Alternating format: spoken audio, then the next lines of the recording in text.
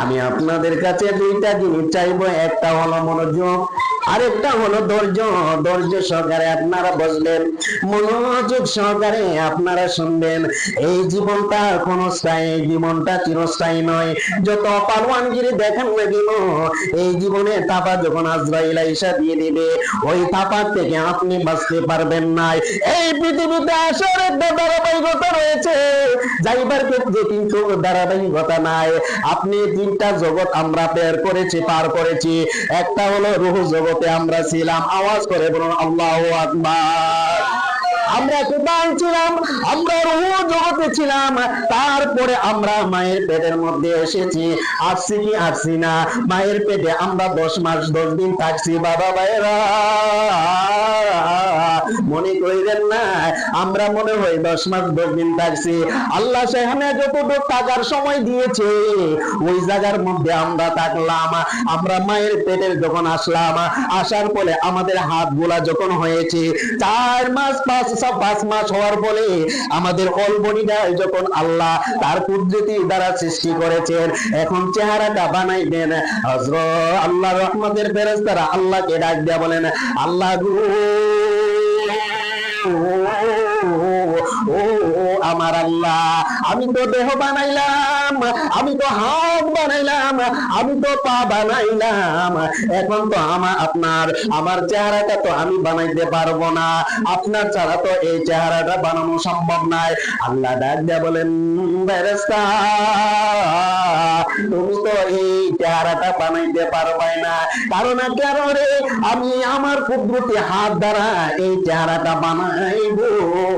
আজকে দেখেন আল্লাহ পক্ষ থেকে আল্লাহ তাআলা নিজে কুদরতি হাত দিয়ে এই চেহারাটা বানাইছেন, বানাইয়া আমাদেরকে এই পৃথিবীর মধ্যে প্রেরণ করেছেন।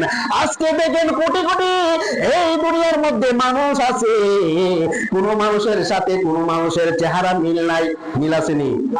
আমার কথা বল নাকি না? আসেনি?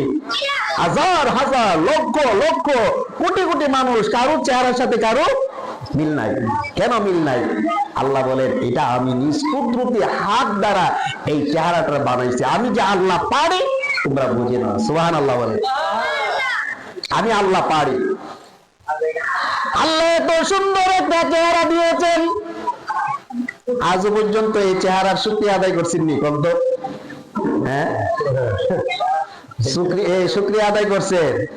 মন হতো না আমরা আল্লাহর শুকরিয়া আদায় করছি এত সুন্দর চেহারা পায়া। আমি কিন্তু অন্য দিকে যাব না। আমি আজকাল এই যে আল্লাহ যে আমাদেরকে সৃষ্টি করেছেন, দুনিয়াতে পাঠাইছেন, আবার দুনিয়া থেকে নিয়ে যাবেন, কেন পাঠাইলেন, নিয়ে যাওয়ার বলে কি করবেন, এই বিষয়গুলো আজকের আলোচনা।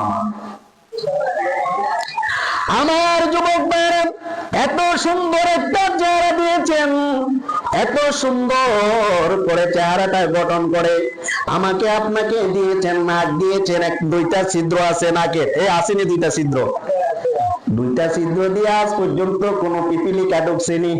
না, ঢুকে নাই। ও ভাইরা কি দেখো, ঢুকছেনি? আল্লাহ কত রহমত।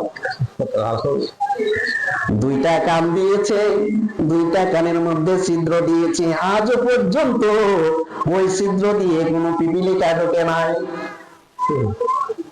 এই জিহ্বাটা দিয়েছে, এই জিহ্বাটারে মানুষ যে খাবার খাইব স্বাদ গুলা বোঝানোর জন্য এই জিহ্বা বলে দিবে খানাটা খাইবে কিনা, নাকি এই খানাটা ফেলে দিবে, খাবার গুলা নষ্ট কিনা ভালো কিনা এই জিহ্বাটাই বলে দিবে। জিহ্বা যদি বলে দে তুমি খাবার খাও, তাহলে আমরা দাঁত দিয়ে সাবায়া সাবায়া মিশিংয়ের মতো এটারে নরম করি কি করি না? ও যুবক, এত সুন্দর করে একটা মেশিন আমাদেরকে বানায়া দিয়েছেন, একবারও তো আল্লাহর শুকরিয়া আদায় করে না। আল্লাহ বলেন, পাবি আইনি আলা ইউম্বিকুমা তুকারিবান। বান্দা, কোন নিয়ামতকে তোমরা আমার অস্বীকার করতে পারবে? আপনি দেখেন হাত ব্যথা করে, হাতের ব্যথাটা আপনি সহ্য করে নিতে পারেন, দাঁত যখন ব্যথা করে সহ্য করে নিতে পারবেন না। হাত কেটে ফেলছেন, এটার একটা সহ্য করে নিতে পারে।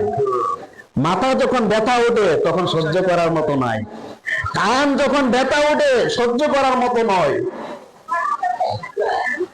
তাহলে বুঝতে হবে আল্লাহ বলেন বান্দা তোমরা আমার শুকরিয়া আদায় করো, শুকরিয়া যখন আদায় করবে আমি আল্লাহ খুশি হয়ে যায়। সুবহানাল্লাহ। বান্দা যখন আল্লাহর শুকরিয়া আদায় করে আল্লাহ তখন কি হয়ে যান? খুশি হয়ে যান। শুধু খুশি হয় নাই, ওই বান্দার উপরে আল্লাহ রহমত নাযিল করেন। সুবহানাল্লাহ বলেন। সুবহানাল্লাহ। আজকের থেকে আল্লাহ শুকরিয়া আদায় করবে।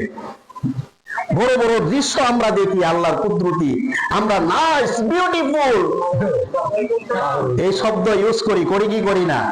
একবারও কিন্তু বলি না সুবহানাল্লাহ, আল্লাহ তোমার এত পৃথিবীটা এত সুন্দর। আমরা একবারও কিন্তু সুবহানাল্লাহ বলি না, আলহামদুলিল্লাহ বলি না।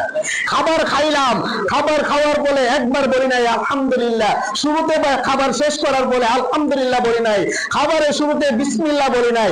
আমরা বলে যাই, বলা কেনা জানেননি? শয়তান।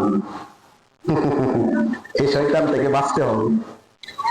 বন্ধুরা রে আমার, ও বন্ধুরা, আমি কোরআনের একটা আয়াত পাঠ করেছি। আল্লাহ পাক রব্বুল আলামিন কোরআনের মধ্যে সুন্দরভাবে বর্ণনা করেছেন, মিনা খালাকনাকুম ওয়া ফিহা নুঈদুকুম ওয়া মিনহা নুখরিজুকুম তারাতান উখরা। আল্লাহ পাক রব্বুল আলামিন বলেন, বান্দারে আমি তোদেরকে মাটি থেকে সৃষ্টি করেছি। সুবহানাল্লাহ। সুবহানাল্লাহ। কোথায় থেকে? আল্লাহ। মাটি থেকে তোদেরকে আমি সৃষ্টি করেছি, আবার মাটিতে তোদেরকে মিশাইয়া দেব। আমরা প্রথমে ছিলাম কোথায়? রুহু জগতে। রুহু জগৎ থেকে আমরা এসেছি মায়ের পেটের মধ্যে। মায়ের পেটটা এত বড় লাগছে রে বাবা ভাইয়েরা, হাত যখন দিতাম এভাবে মায়ের পেটের হাত, ওই পেটের মধ্যে হাত কুল পাইতাম না। যখন তাকাইতাম তখন কুল কিনারা পাইতাম না। মায়ের পেটটা এত বড় ছিল গো। আমি আপনাদের থেকে জানতে চাই, মায়ের পেটটা কি আসলে অত বড় ছিল না? আমরা বাহ্যিক ভাবে কত বড় দেখতে আছি, ছোট্ট একটা পেট। না না না, ওই জগৎটা এমন একটা জগৎ ছিল, দুনিয়াটা যেরকম মায়ের পেটের জগৎটাও সেই রকম ছিল। বন্ধুরা আমার, এই পৃথিবীতে এসেছি আমরা অনেকে মনে করি আল্লাহ কিয়ামত করার বলে হাসর কোথায় সাজাবে, এত বিশাল একটা জায়গা কোথায় পাবে? ঠিক না? আল্লাহ কইছে জান্নাত আমি বানাইলাম 8টা, এত বড় জান্নাত কোথায় রাখলো? জাহান্নাম বানাইলাম আমি 7টা, এই জাহান্নাম কোথায় এর মধ্যে আল্লাহ রাখলো? ও বন্ধুরে, বন্ধুরে, এই জন্য মায়ের জগৎটাকে আগে চিন্তা করো, তারপরে দুনিয়াতে আইসো।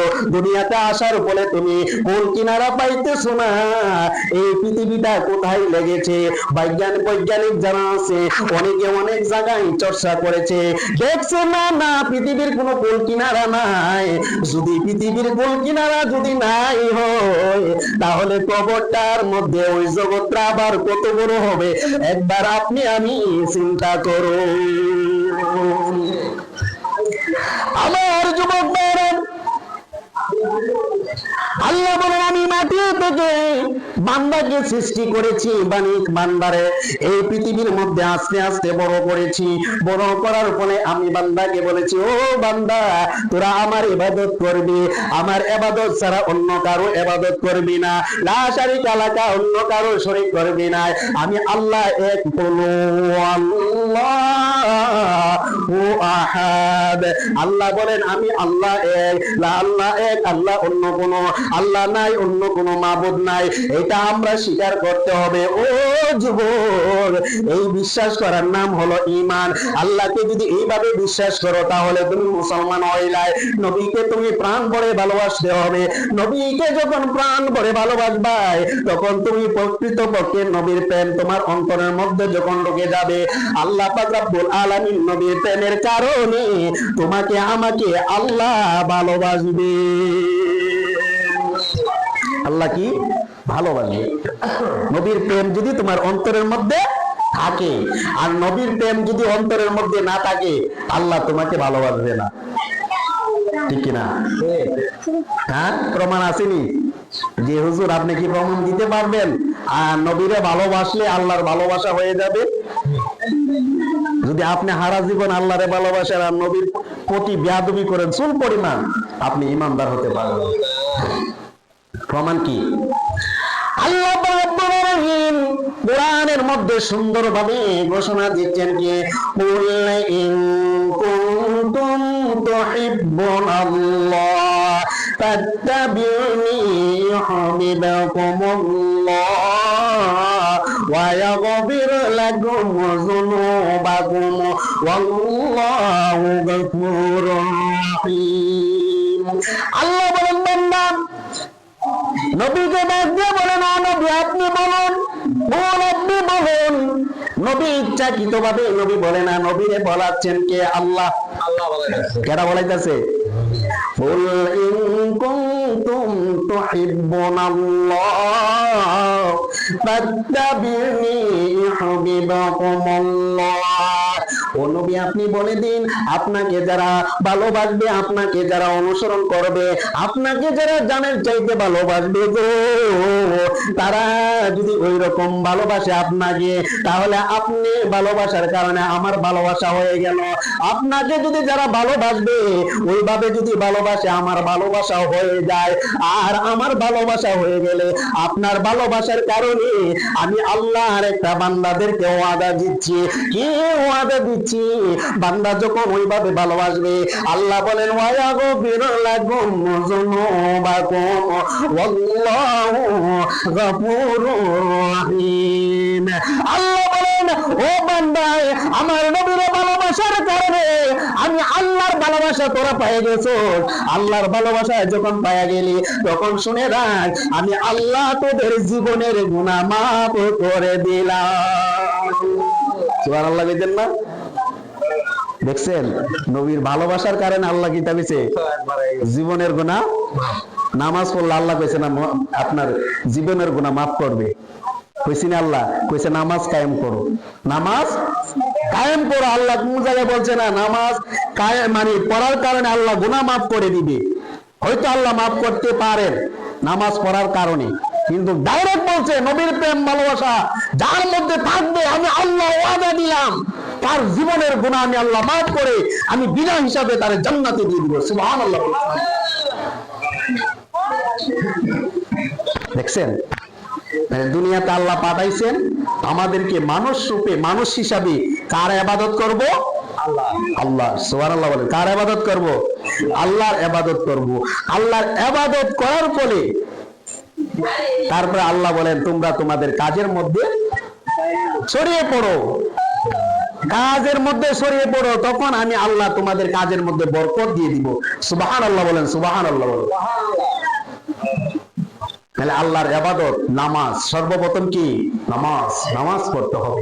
আকিমুস সালাত, নামাজ পড়তে হবে। নামাজ ছাড়া কোনো গতি নাই। আসুন আমার বন্ধুরা,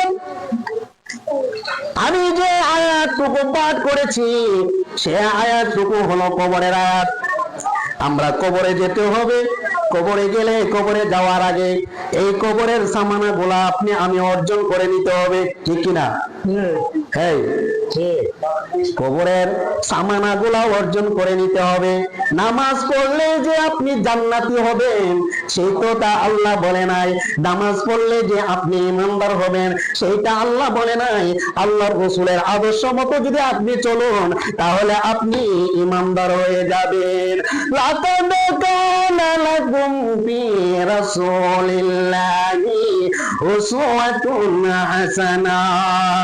আমার আল্লাহ বলেন ও বান্দারে আমি আমার নবীকে উত্তম চরিত্র হিসাবে এই পৃথিবীর মধ্যে প্রেরণ করেছি। আমার নবীর চরিত্র মতো যখন কোনো বান্দা চলাফেরা করবে আমি আল্লাহ ওয়াদা দিলাম তার জীবনের গুনাহ মাফ করে দিব। শুধু জীবনের গুনাহ নয়, আমি তারে বন্ধু বানায়া দিব। আর যুবক বন্ধু বানাইবো, এইরকম আল্লাহ কি ওয়াদা দিবেন কিনা? ও তাহিরে হুজুর আমি আপনার থেকে জানতে চাই। আল্লাহ বলেন হ্যাঁ আমি ওয়াদা দিলাম আমার নবীকে যারা অনুকরণ করবে, ওইভাবে যখন চলাফেরা করবে আমি আল্লাহ ওয়াদা দিলাম তাকে আমি বন্ধু বানায় দেব।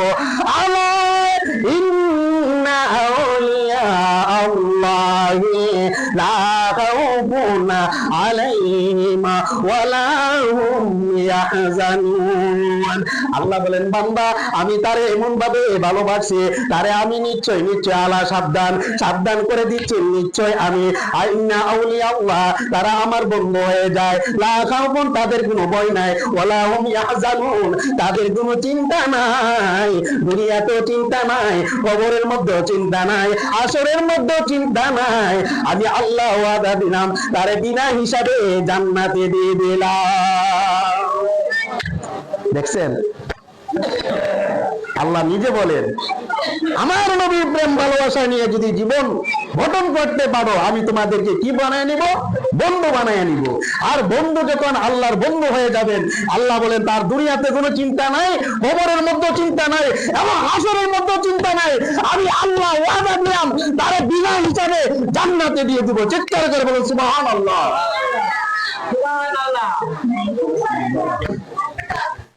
আমার বন্ধুরাই তাহলে বুঝতে হবে নবীর প্রেম ভালোবাসা থাকতে হবে। নবীর প্রেম ভালোবাসাই নিয়ে যদি কবরে যান গো, তাহলে কবরটা হবে আপনার জন্য আরামদায়ক, ঠিক কিনা? নবীর কে নিয়ে যদি আপনি সমালোচনা করেন, এই আছে না নি একদল নবীর নিয়ে সমালোচনা করেনি, করে কি করে না, তাদের অবস্থা যেন আল্লাহ জানে কি তা হয়। আমার যুবক ভাইরা, এই কবর সবাই যেতে হবে। আমার দেহ থেকে যখন প্রাণ পাখিটা চলে যাবে, আমার দেহ থেকে প্রাণ পাখিটা যখন চলে যাবে, তখন দেখবেন আপনাকে কেউ ভালোবাসবে না। প্রাণ পাখি বুঝছেননি পিতা, রোহটা যখন চলে যাবে কেউ আপনাকে ভালোবাসবে না, ঠিক না? আপনাকে কেউ ভালোবাসবে না। আপনার স্ত্রী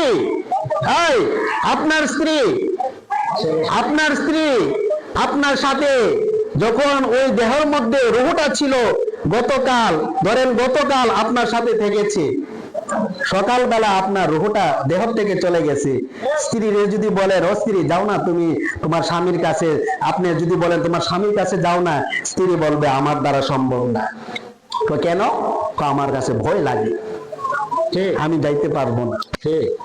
মা এত আদর করে, মারে যদি বলে মা, আপনাকে যদি বলে মারে মা যান না আপনার সন্তান রে একটু আগলাইয়া ধরেন না, মা বলবে আমার দ্বারা সম্ভব না, একটু মায়া কান্না কাঁদবে, ঠিক না? এর আগে কিন্তু দেহের মধ্যে যখন আত্মাটা ছিল তখন সবাই আপনাকে ভালোবাসছে। এই জুবাইর তাহিরিরও ভালোবাসছে। এই জুবাইর তাহিরি একদিন চলে যাবে, আপনার এলাকাতে আমি আসি, হয়তো একদিন চলে যাব, আমার জন্য মায়া কান্না 2 দিন কাঁদবে, স্যার ভালো আছিল, হুজুর ভালো আছিল, এরকম বলবেন, কিন্তু 2 দিন পরে ভুলে যাবে। এটাই স্বাভাবিক। এই দুনিয়াটা বলার জায়গা, এই দুনিয়াটা আপনি মনে রাখার জায়গা নয়, ভুলে যাবে একটার পর একটা। আপনার দাদা গেল, আজও পর্যন্ত তো আপনার দাদার কথায় আপনি স্মরণ করেন নাই। আপনার দাদি গেল, আজও পর্যন্ত তো দাদির কথা আপনি স্মরণ করেন নাই। আপনার বাপ চলে গেছে, 20 বছর পরে আপনার বাপকে আপনি ভুলে গেলেন। আপনার মা চলে গেল, 20 বছর পরে আপনার মাকে ভুলে গেলেন, কিন্তু আপনার মাকে তো আপনি স্মরণ করেন নাই। আপনার মার চেহারায় তো আপনি প্রতিচ্ছবি দেখেন নাই। কারণ কি? আপনার ওই মধ্যে মায়া মমতা উঠে গেছে। যদি মায়া মমতা থাকতো তাহলে মানুষ পাগল হয়ে যাইত। আল্লাহ উঠাই নিছে, তোমার আল্লাহ না, কেডা উঠাই নিছে? আল্লাহ উঠাইয়া নিছে। আমি যখন মারা যাব, ও যুবক ভাইয়েরা, আমার মা বলবে এই সন্তান রে রাইখো না, এই সন্তান রে রাইখো না, বিদায় করে দাও। বাবা বলবে তারে রাইখো না, তারে বিদায় করে দাও। একটু মায়া কান্না কান্দবে রে বাবা ভাইয়েরা। ও যুবক ভাইয়েরা, আমার মতো তোমার মতো যুবক অনেক মারা যাচ্ছে। আজকে কেউ এই যুবককে রাখতে চায় না, সবাই বিদায় করে দিয়ে যায়। গ্রামবাসী সকালে আইসা একটা সিদ্ধান্ত নিবে গো, ও জনগণ তোমরা শোনো, এই ছেলেটা মারা গেল, আমার ভাই মারা গেল, এই লিলু ভাই মারা গেল, অন্যান্য যারা মারা গেল তারে তো দাফনের কাজ করতে হইবে, জোহরের পরে হয়তো করতে হবে, নয়তো মাগরিবের পরে করতে হইবে, নয়তো আসরের পরে করতে হইবে। একটা সময় নির্ধারণ করিয়া দিবে গো, দিয়ার পর বলে আমাকে আপনাকে সকলকে গোসল করাইবে, করাইবে কি করাইবে না? ও যুবক, গোসল করাইবে, এমন পানি দিয়া গোসল করাইবে যে পানিটাই তুমি জীবনে ব্যবহার করো নাই, ঠিক কিনা? এই জীবনও তুমি ব্যবহার করো না, ওই পানিটাই বড়ই পাতার গরম জল দিয়ে তোমাকে আমাকে কি করাইবে? গোসল করাইবে, গোসল করাইবে। গোসল করাইয়া তোমাকে আমাকে শরীরের মধ্যে যত কিছু আছে সবগুলো কেটে ফেলবে, নখটাও নিতে দিবে না, লম্বা হয়েছে নখ, ওই নখটা কেটে দিবে, চুল লম্বা হয়েছে চুলগুলা কেটে দিবে, মোষ লম্বা হয়েছে মোষ গুলা কেটে দিবে, যত অঙ্গ প্রত্যঙ্গের মধ্যে যতগুলা আছে মানে রাখার মতো এইটা রাখা যাবে না, ওইগুলা সবগুলা রেখে দিয়ে আপনাকে 3টা কাপড় পরাইয়া বিদায় দিয়ে দিবে, ঠিক কিনা? কয়টা কাপড়? কাপড়ের কথা চিন্তা করেন, 3টা কাপড়। এই কাপড়টি হলো সেলাইবিহীন। আপনাকে যদি বলে এখন সেই কাপড়টি পরেন, আপনি কি পরবেন? বলবেন আমার দ্বারা সম্ভব না, আমার কি লাগে? ভয় লাগে, আমি পরবো না। এত সুন্দর করে আপনাকে সাজাবে, একটু চিন্তা করেন বাবা ভাইরা, কবরের কথা, এই মরণের কথা একটু চিন্তা করেন। দুনিয়াতে বাহাদুরি আর করবেন না। আল্লাহর ওলিরা তারা সবসময় মৃত্যুর কথা স্মরণ করতেন, কবরের কথা স্মরণ করতেন। হাসান বসরি কবরের কথা চিন্তা করতেন, রাবিয়া বসরি কবরের কথা চিন্তা করতেন। কবরের কথা চিন্তা করে রাত্রের বেলা ঘুমাইতেন না, তারা সারা রাত্র ইবাদত করে রাত কাটাইয়া দিতেন। সুবহানাল্লাহ। আমি এ পর্যন্ত 3বার আমার নিজের মৃত্যুটা দেখেছি, জানি না বাকিটা আল্লাহ ভালো জানে। গত কয়েকদিন আগে এই মৃত্যু দেখেছি, হঠাৎ শোল বিচারা মারছে, আমারে সবাই বাইরে করে নিতেছে, হ্যাঁ, নিয়ে দোয়ানোর ব্যবস্থা করতেছি। তখন আমি ঠাস করে আমার চোখটায় মানে কেমন হয়ে গেছি, শরীরের পশম গুলা দাঁড়ায় গেছিল, আমি কোথায় যাচ্ছি।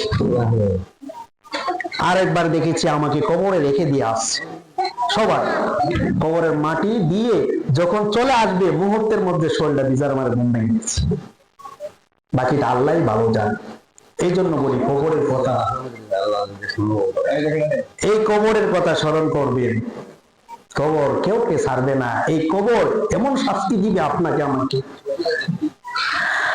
আমার যুবক ভাইরা, হুজুরে গড়ে নেন, নিয়ে খাবারের ব্যবস্থা করেন। ও আসসালামু আলাইকুম, যে গড়ে নেন হুজুরে, গড়ে নেন, ঠিক আছে। আমার যুবক ভাইরা, আল্লাহ প্রেমিক, রসুল প্রেমিক, ওলি প্রেমিক নওজোয়ান যুবক ভাইরা, তাহলে আমাকে আপনাকে গোসল করাইবে। গোসল করাইয়া সাদা মার্কিন কাপড়ের মধ্যে ঢোকাইয়া দিবে, ঢোকাইয়া তারপরে আতর গোলাপ ছিটাইয়া দিবে, ছিটাইয়া ও যুবক রে এমন একটা পালকির মধ্যে ওঠাইবে, যে পালকিটাই তুমি আমি জীবনে কোনোদিন উঠি না রে পালকি। আজকে যদি তোমাদেরকে বলি ও যুবক ভাইরা ওই পালকিটার মধ্যে ওঠো নাই, তুমি আমি বলবো না না না আমার দ্বারা সম্ভব হবে না। সেই পাখিটা সেই পালকিটার মধ্যে ওঠায় কেন? কেন রে কেন? তুমি তো অনেক যানবাহনের চলাচল করেছো, তুমি টেম্পোতে চলাচল করেছো, তুমি মেসকিতে চলাচল করেছো, তুমি অটো রিক্সায় চলাচল করেছো, ওই পালকিটার মধ্যে কেন উঠবাই নাই? পালকিটার মধ্যে যদি উঠি আমার মনে মনে একটা চিন্তা লাগে, ভয় লাগে, আমি এই পালকির মধ্যে আমি উঠবো না। আমার মরণ আসিবে কখন কেউ তো জানে না। বলুন আমার মরণ আসিবে কখন কেউ তো জানে না। আমি মরে গেলে আমায় তোমরা ভুলে যাও না। আমি মরে গেলে আমায় তোমরা ভুলে যাও না। আমার মরণ আসিবে কখন না, বলো না আমার মরণ আসিবে কখন কেউ তো জানে না। আমি মরে গেলে আমায় তোমরা ভুলে যাও না। আমি মরে গেলে আমায় তোমরা আমার মরণ আসিবে কখন কেউ তো জানে না। এই দুনিয়ায় চিরজীবন থাকার জায়গা না। অন্ধকার কবর যে হবে আসল ঠিকানা। এই দুনিয়ায় চিরজীবন থাকার জায়গা না। অন্ধকার কবর যে আমার আসল ঠিকানা। সবাই রেখে চলে যাবে সঙ্গী হবে না। সবাই রেখে চলে যাবে সঙ্গী হবে না। আমার মরণ আসিবে কখন কেউ তো জানে না। আমার মরণ আসিবে কখন কেউ তো জানে না। আমি মরে গেলে আমায় তোমরা ভুলে যাও না। আমি মরে গেলে আমায় তোমরা ভুলে যাও না। আমার মরণ আসিবে কখন কেউ তো জানে না। আমার মরণ আসিবে কখন কেউ তো জানে না। কবরেতে মা বাবাকে দেখা যাবে না। দেখবো যাকে তিনি মোদের শাহে মদিনা। কবরেতে মা বাবাকে দেখা যাবে না। দেখবো যাকে তিনি মোদের শাহে মদিনা। সেদিন সেই কবরে কেউ তো আমার সঙ্গী হবে না। আমার সেই কবরে কেউ তো আমার সঙ্গী হবে না। আমার মরণ আসিবে কখন কেউ তো জানে না। আমার মরণ আসিবে কখন কেউ তো জানে না। আমি মরে গেলে আমায় তোমরা ভুলে যাও না। আমি মরে গেলে আমায় তোমরা ভুলে যাও না। আমার মরণ আসিবে কখন কেউ তো জানে না। আমার মরণ আসিবে কখন কেউ তো জানে না। আমার যুবক ভাইরা পালকিতে উঠাইয়া দিবে। উঠাইয়া একটা খোলা ময়দানে আকাশের নিচে আপনি আমাকে রেখে দিবে।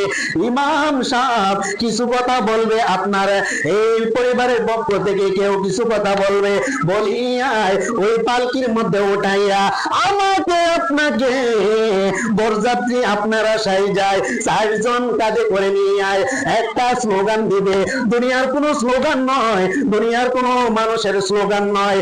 এই স্লোগানটা দিবে সবাই আল্লাহর স্লোগান। সবাই বলবে লা ইলাহা ইল্লাল্লাহ, লা ইলাহা ইল্লাল্লাহ। আওয়াজ করে বলুন ঠিক কি না? ও বন্ধুরা রে আমার, ও বন্ধুরা, তারপরে স্লোগান দেওয়ার সাথে সাথে আপনাকে নিয়ে যাবে কবরের পাশে। কবরের পাশে যখন নিয়ে আয় পশ্চিম পাশে রেখে দিয়ে আসবে। পশ্চিম পাশে যখন এইভাবে আপনাকে আপনার পালকিটা রাখবে, রাখার ফলে আপনাকে 3 জন ধরবে আর 3 জন মাটির মধ্যে ওই কবরের মধ্যে চলে যাবে।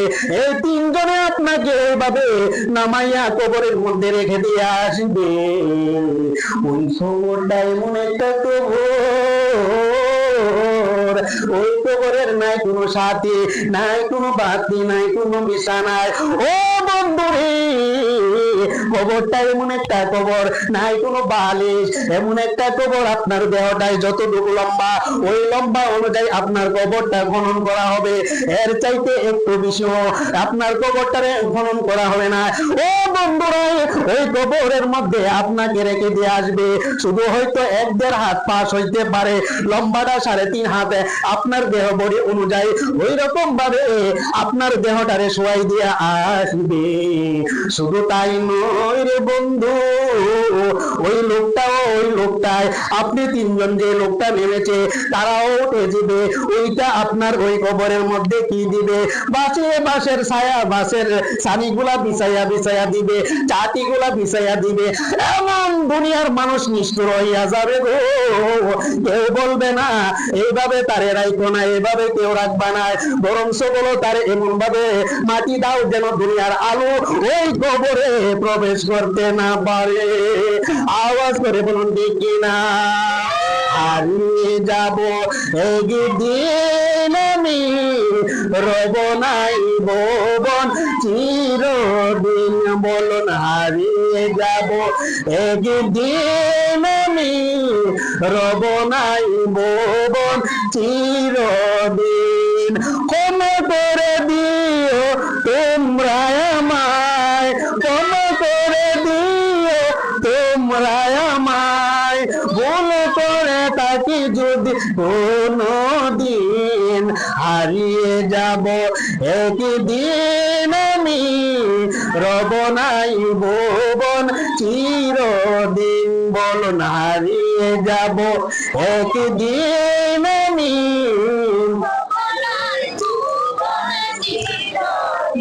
ও বাজ বাগানে বা গুরুস্থানে হয়তো দেবে মোর কবর, তোমরা আমায় যাবে বলে রাখবে না জানি কোনো খবর। ঠিক না?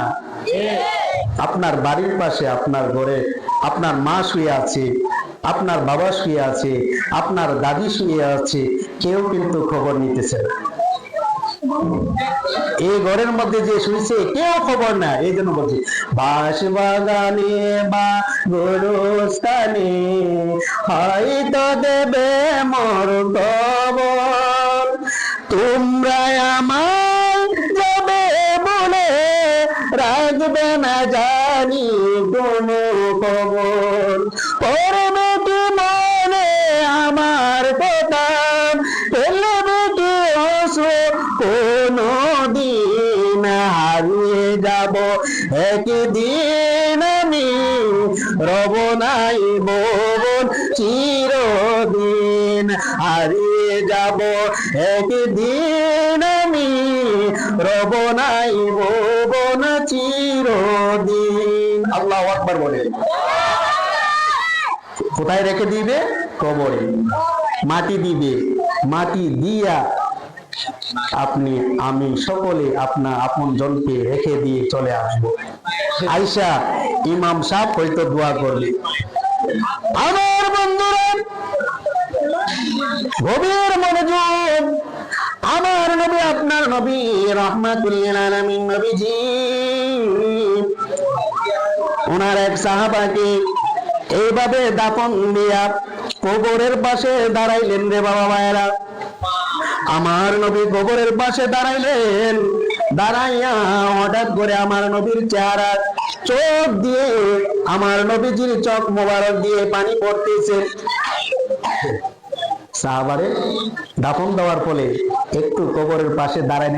এই হাদিস দ্বারা দেখেন নবী দেখতে পারেন কি পারেন না। নবীজি এভাবে দাঁড়াইলেন, দাঁড়াইয়া ওই সাহাবীর দিকে লক্ষ্য করলেন। লক্ষ্য করিয়া আমার নবীজি চেহারা মোবারক দিয়ে চোখের পানি পড়তে পড়তে এভাবে টপটপায়া নবীজির কাপড় মোবারকে চোখ পড়ে গেল।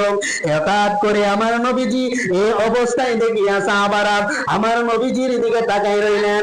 তারপরে আমার নবীজি আবার মুস্কি মুস্কি হাসলেন। আয়েশায় আমার নবীজি ওই সাহাবার জন্য দোয়া করলেন। দোয়া করিয়া সাহাবারা রাস্তায় দিয়ে হাঁটার সময় আমার নবীকে ডাক দিয়া বললেন, ইয়া রাসূলুল্লাহ, নবী গো,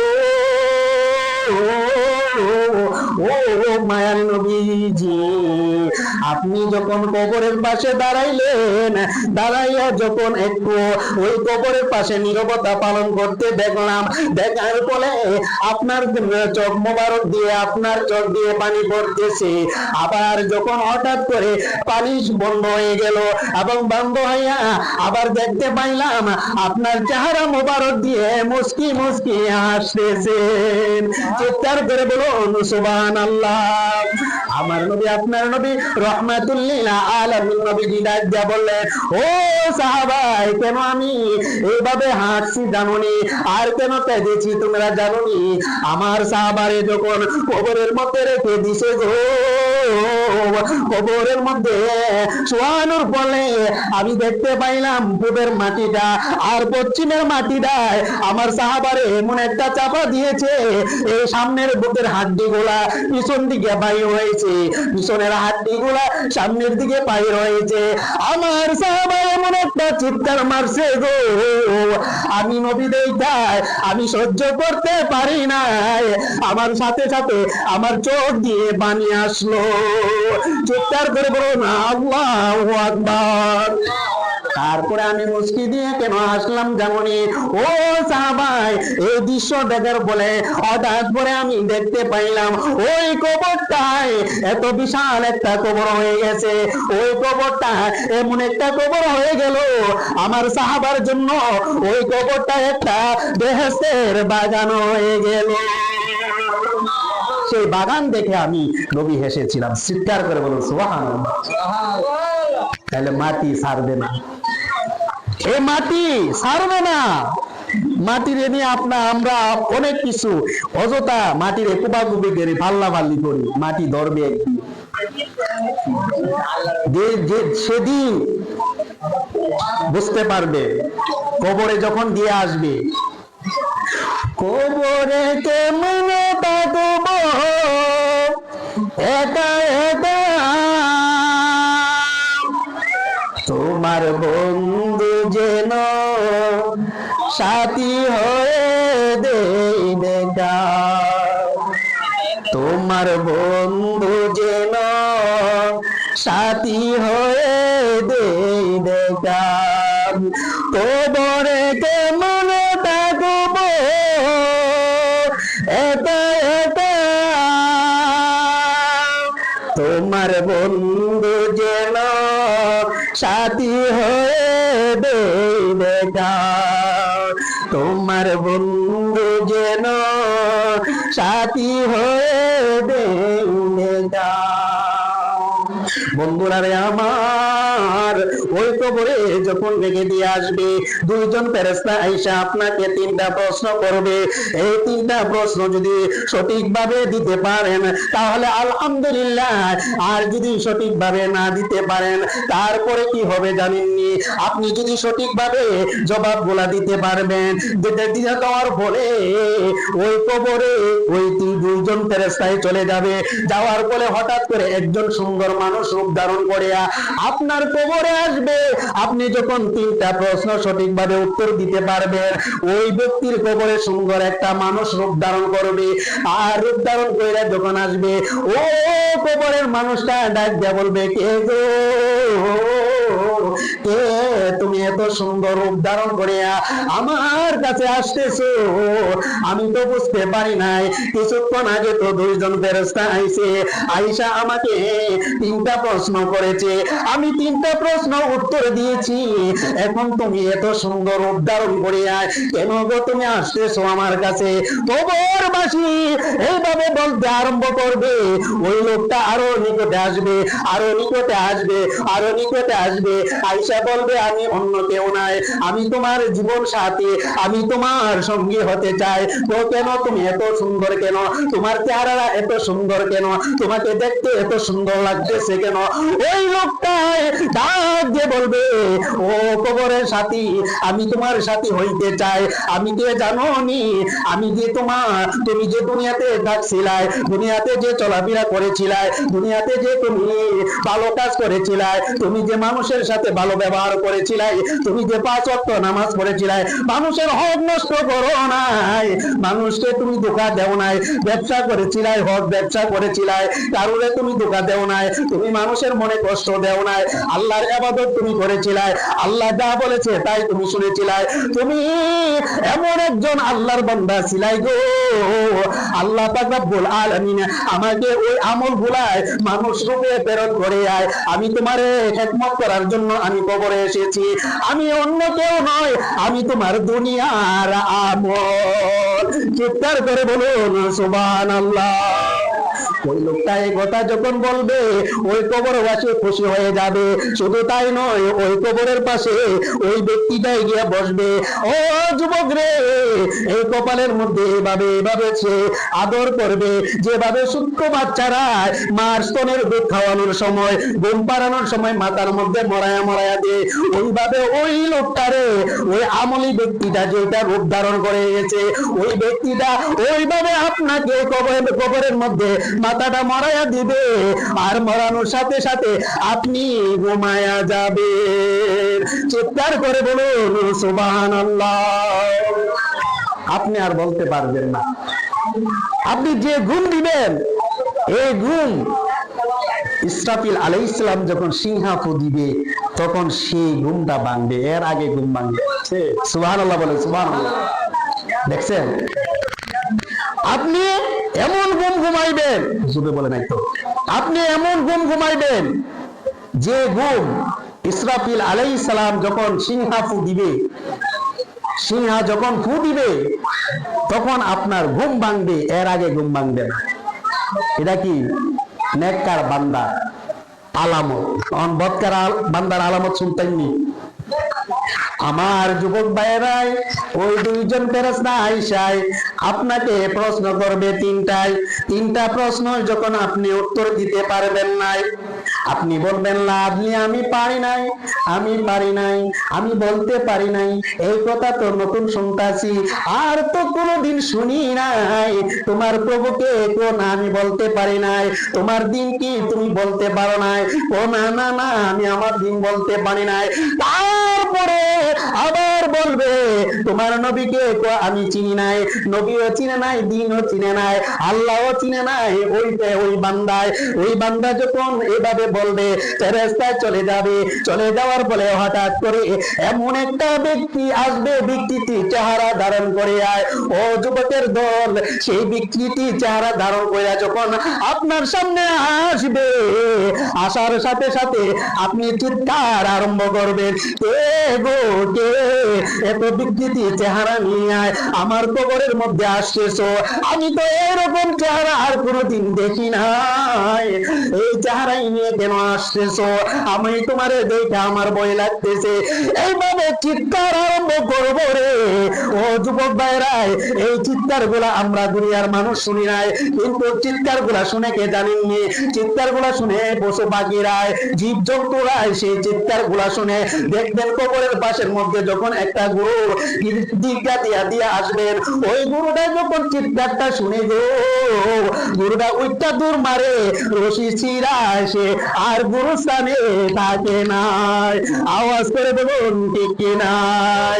এইগুলাই শুনে কিন্তু আমরা শুনি নাই। ওইভাবে কবরের মধ্যে চিৎকার আরম্ভ করবে, চিৎকার দিতে দিতে দিতে দিতে ওই লোকটাই দাঁড়ে আসবে, আইসা ডাক দেয়া বলবে, তুমি কি আমাকে চিনো নাই?